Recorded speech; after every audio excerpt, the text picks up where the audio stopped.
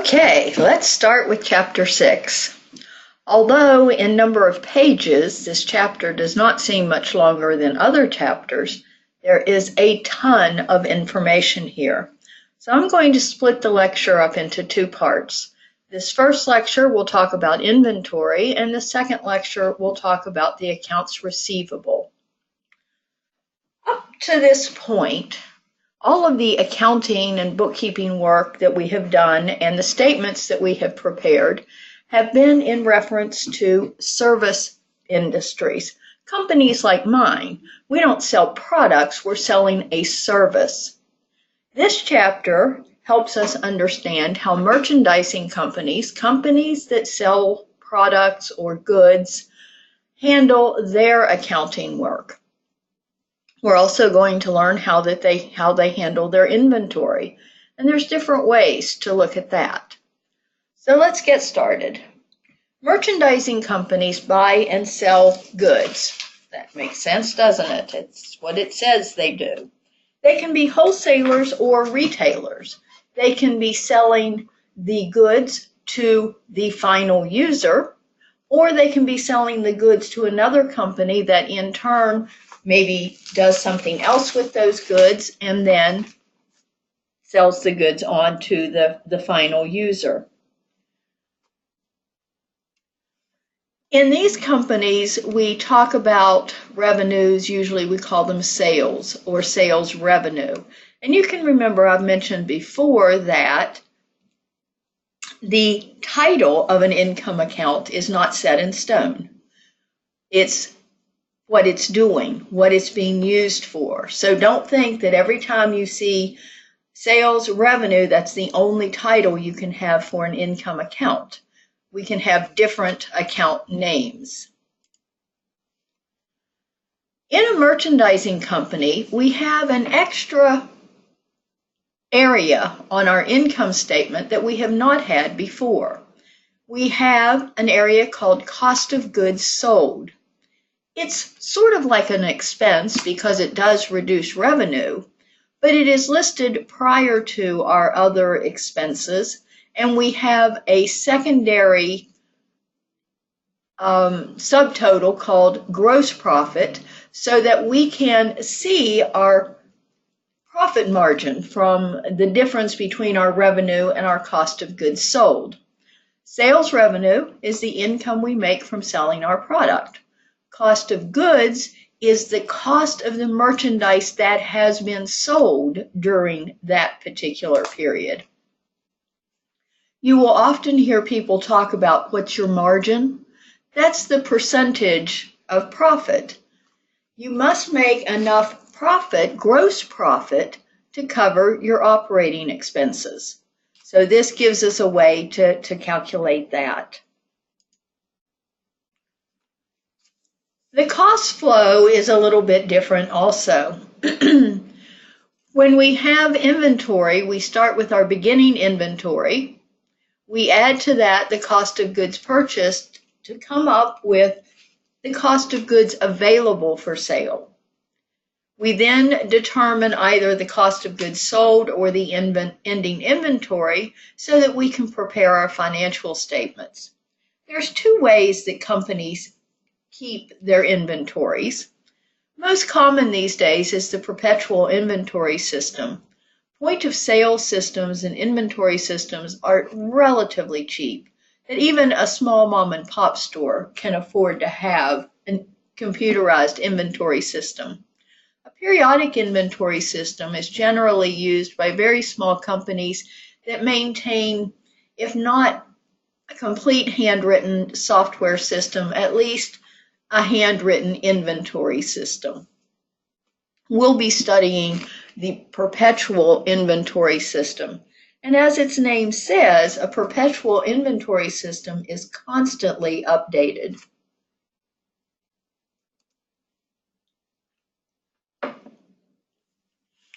Perpetual inventory systems maintains detailed records of all the sales and all the purchases. It continually updates. Think about when you're going through the checkout line at Target or Walmart or Giant Eagle.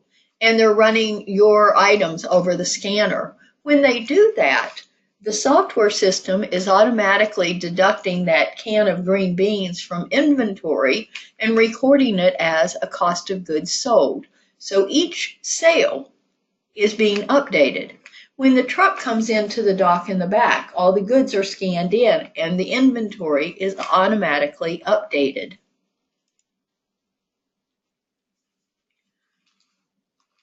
The periodic system is only updated, guess what, periodically. I know, sorry, I have to find my laughter where I can. You determine cost of goods sold by counting the ending inventory at the end of the period.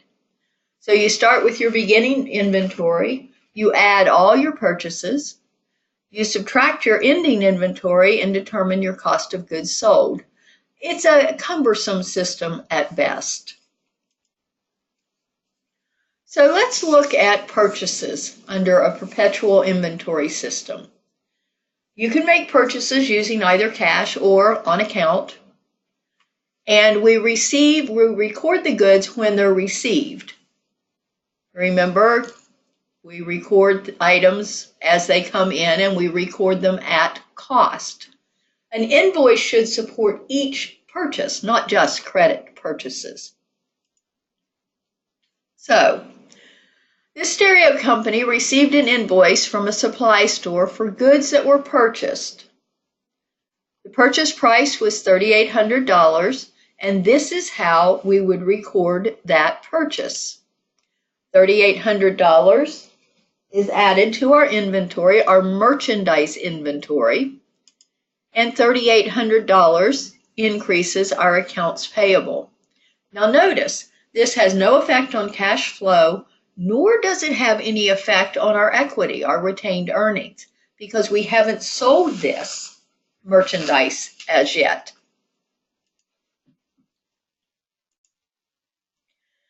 Now, let's say that some of those goods were returned. We either didn't want them or it was the wrong item or they were damaged.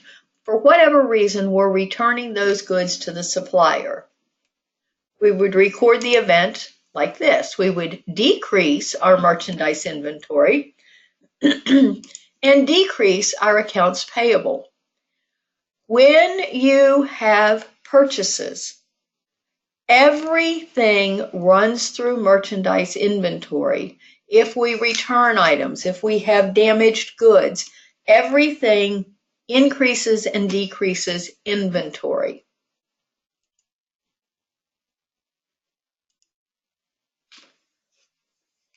Well, what about sales? When we go and sell those goods that we've just purchased, we can make those sales either on account or for cash. Sales revenue is recorded when the sale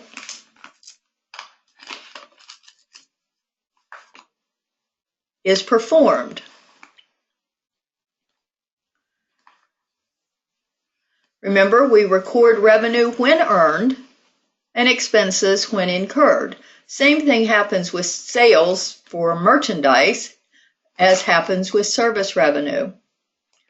When the goods are transferred, when the ownership of the goods is transferred from the store to the consumer, the revenue has been earned. A sales invoice supports each sale. Now that just might simply be the receipt that prints out of the cash register, but there is a document that supports each sale. So let's look at a sales transaction. The supply store records the sale of $3,800.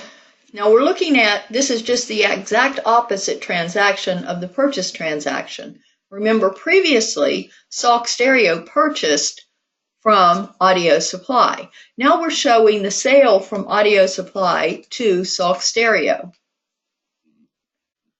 So we're selling on account, so our accounts receivable is increased by $3,800.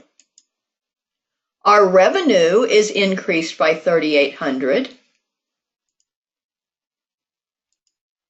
And this is the important part because this is the difference from our previous introduction to recording sales. Our inventory is reduced by $2,400. See this last line here? Assume the cost of merchandise is $2,400. And our cost of goods sold is increased. It decreases retained earnings by $2,400. So you can see here we're showing both the sale and the reduction of inventory.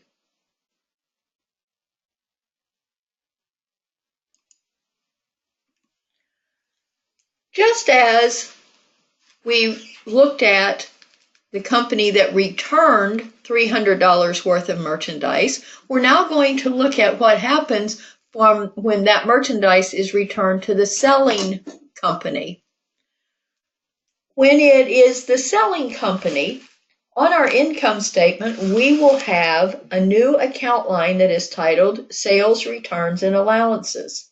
It is a contra income account. Remember what that means. It's opposite of normal. So it would decrease sales. And accounts receivables are reduced. And if the goods are actually returned, we have to put them back in inventory and reduce our cost of goods sold. Now, this is where it's different.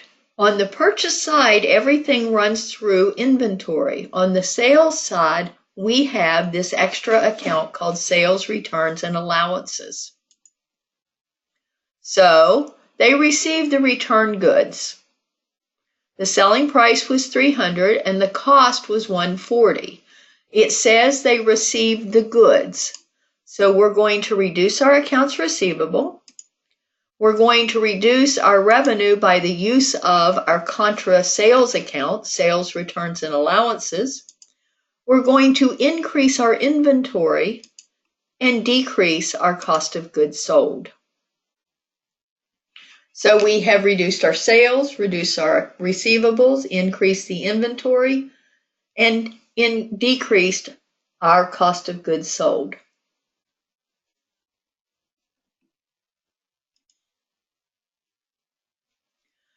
One other type of company that has product would be a manufacturing company. In a merchandising company, there's one classification. Now, they may split their inventories up. They may have toy inventory, clothing inventory, but it's all merchandise. In a manufacturing company, you have three classifications. You have the raw materials. You have work in process. That's where we've taken raw materials and we've started turning it into something else, but it's not finished. And then you have your finished goods inventory. All of these, whether it's merchandise or your manufacturing inventories, appear on the balance sheet under current assets. Because these are things that are of value to the company, things that the company owns. Inventory is counted at cost. We've talked about this.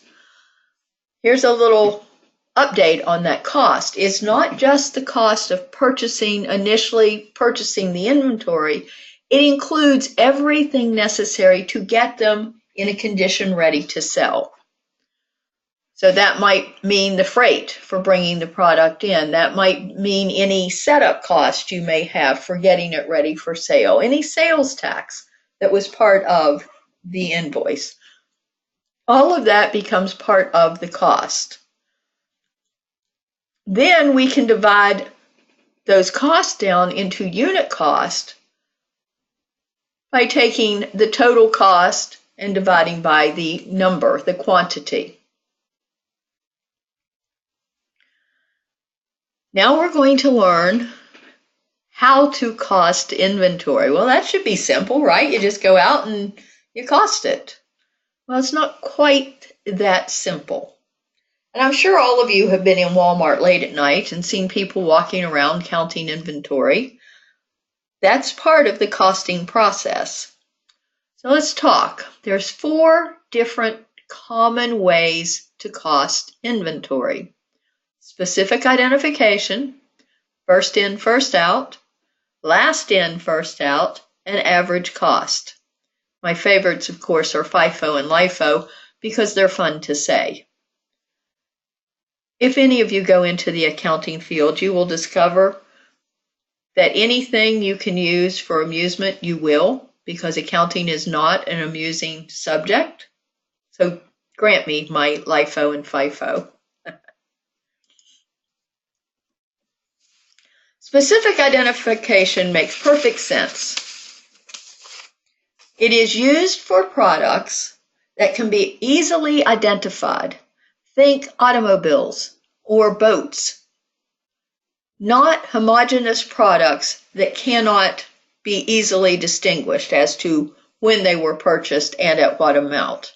Now the illustration here is using 50-inch TVs, but because they were bought on specific dates, they can determine the particular cost. So, on February 3rd, they purchased one TV at $700. On March 5th, they purchased one at $750. And on May 22nd, they bought one at $800. Identical TVs, but at different prices. On June 1st, they sold two TVs for $2,400. That's the sale price. But which TVs did they sell? How do we do this?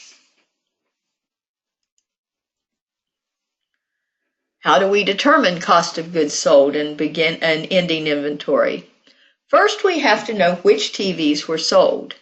If they sold the TVs they purchased on the 3rd and the 22nd, then the cost of goods sold is $1,500, and we still have the one bought in the middle for $750 in inventory. As long as you can easily determine specific items, specific identification works well. But what if you're dealing with 300 TVs, bought at different times for different prices, but they're all identical TVs? How in the world would you know which ones you sold? That's why we have other means of counting inventory.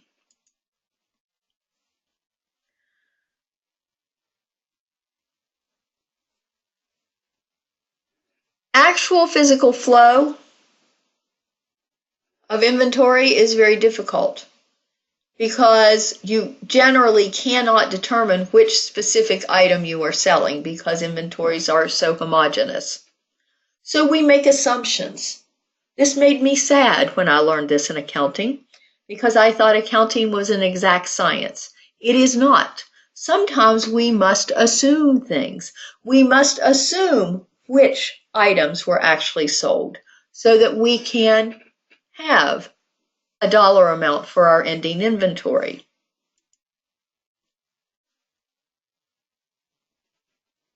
Assumptions mean that they're not consistent with the actual sale of the goods.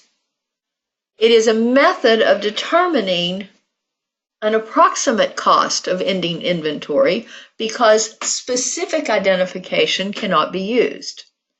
Of the methods, FIFO is the most common, first in, first out. That makes sense. The very first product you buy is the first product you sell, right? LIFO doesn't make as much sense, but we'll talk about that. And average cost, which to me makes perfect sense because we just average the cost over the period, and we've probably caught just about the right ending inventory amount. So let's look at Houston Electronics Astro condensers. Does anyone know what an Astro condenser is? I certainly don't. Okay, we had a beginning inventory of 100 units that cost $10 each. We purchased in April 200 at $11 each, in August 300 at $12 each, and in November 400 at $13 each. And when we counted our ending inventory, we had 450 in ending inventory, which must mean we sold 550 units. Well, that's just marvelous, but which units did we sell? The ones costing 13 or the ones costing 10? How do we know? We don't. So let's learn how to make assumptions. On first in, first out, we assume that the very first items purchased are the first to be sold. And generally, that's pretty close to what actually happens. So we take, to cost out our ending inventory, we take the most recently purchased and work backwards until we have cost for all the units that we have left in ending inventory. So here we go. Here's our example again. We know that we had 1,000 units available for sale. We know that our ending inventory was made up of 450 units. So we count backwards. If we sold the oldest, we still have this newest in stock. So we still have the 400 units that we purchased in November in stock. And we had 450 total in stock. So we must have 50 of the items purchased in August in stock. So our ending inventory in units is 450. In dollars is 5,800. Our cost of goods sold would be the difference between the 12,000 in total cost and the 5,800 we still have on hand. So our cost of goods sold is $6,200. Makes perfect sense, doesn't it? We sold the oldest stuff. We have the newest stuff still in stock. Easy, sensible.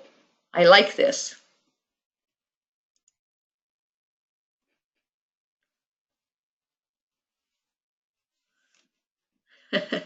This is new to me. The Lish assumption. Last in, still here. If you would like to think of that, please do. Last in, first out. This is exactly the opposite. This assumes that the product we most recently purchased was sold first. Seems to be a little bit of a conundrum, doesn't it?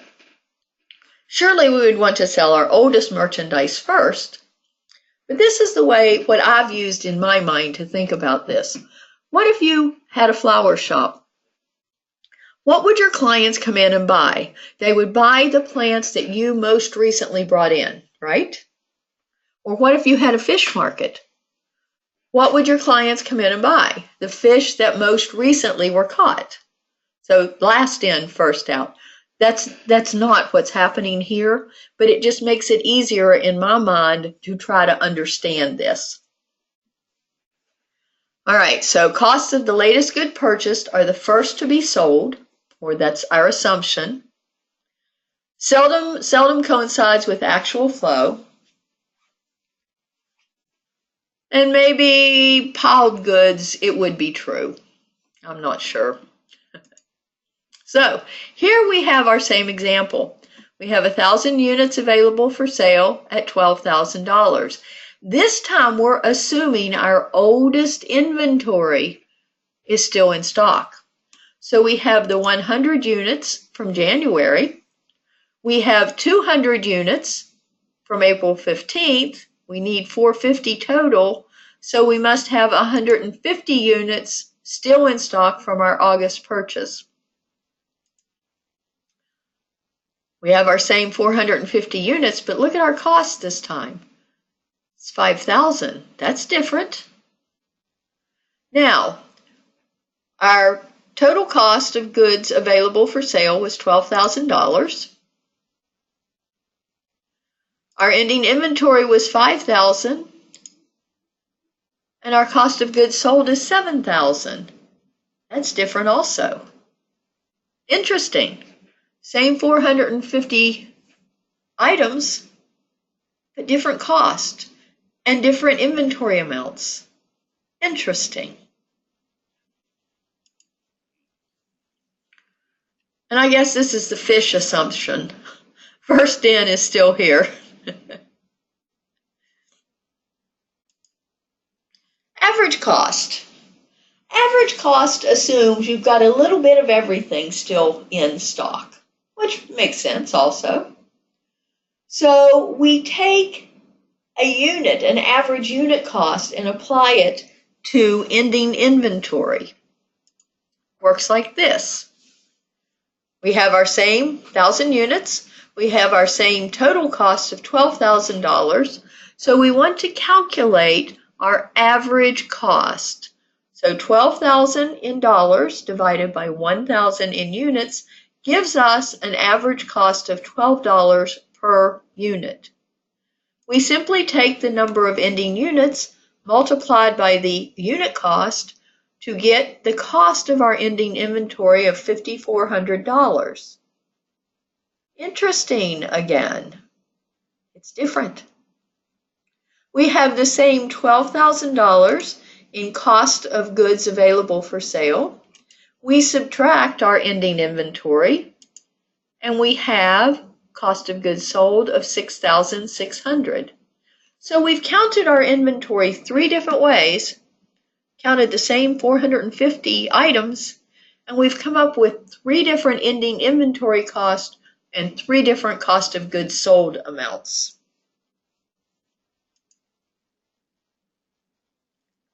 Now they're not going to give us some silly acronym for this one. We had LISH and FISH. I'm not sure what you would call this, except making sense.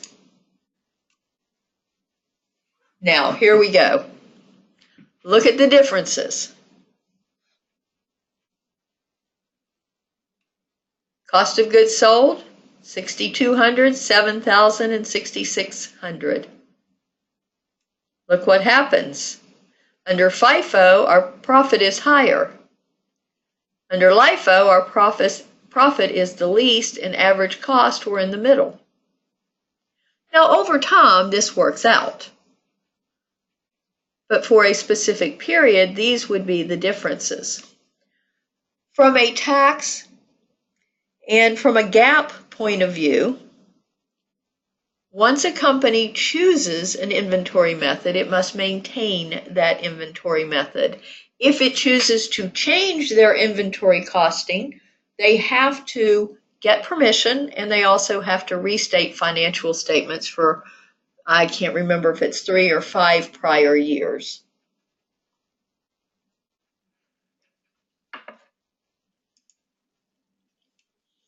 So how does this affect everything? Can have significant impacts, as you just saw from the previous slide. During inflation, FIFO produces a higher net income.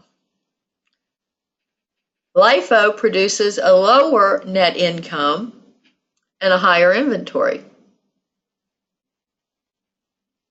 If prices are falling, the results are reversed. Average cost always produces a net income somewhere between FIFO and LIFO.